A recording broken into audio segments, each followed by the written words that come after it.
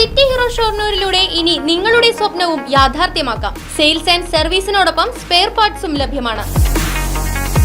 സന്ദർശിക്കൂ ഹീറോയുടെ ഓതറൈസ്ഡ് ഷോറൂമായ city mobiles, bypass road, Shoranur.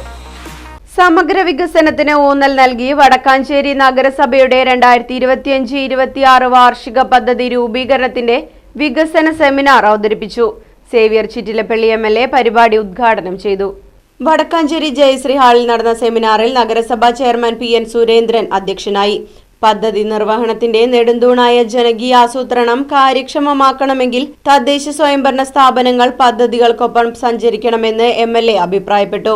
പദ്ധതി രേഖ MLA കൗൺസിലർ KT ജോയ്ക്ക് നൽകി പ്രകാശനം ചെയ്തു. പശ്ചാത്തല മേഖല, മാലിന്യ സംസ്കരണം, തൊഴിൽ മേഖല, കൃഷി, ആരോഗ്യം, കുടിവെള്ളം, മൃഗസംരക്ഷണം, പട്ടികജാതി ക്ഷേമം, വനിതാ ഘടക പദ്ധതി, അതിദരിദ്ര സംരക്ഷണ പദ്ധതി, ഭിന്നശേഷി ക്ഷേമം, വയോജന പദ്ധതി മുതലായവയ്ക്ക് ഊന്നൽ നൽകിയാണ് വടക്കാഞ്ചേരി നഗരസഭ വികസന സെമിനാർ അവതരിപ്പിച്ചത്. 2024-25 പദ്ധതിയിൽ ആകെ 23.16 കോടി രൂപയാണ് വിവിധ വികസന പദ്ധതികൾക്കായി വകയിരുത്തിയത്. പൊതുവിഭാഗം 5.57 കോടി, പട്ടികജാതി 3.20 കോടി രൂപയാണ് വികസന ഫണ്ടിൽ നീക്കിവെക്കുന്നത്. റോഡ് വികസനം 7.11 കോടി, റോഡിതര പ്രവർത്തനങ്ങൾക്കായി 1.55 കോടി രൂപയാണ് വകയിരുത്തിയിട്ടുള്ളത്.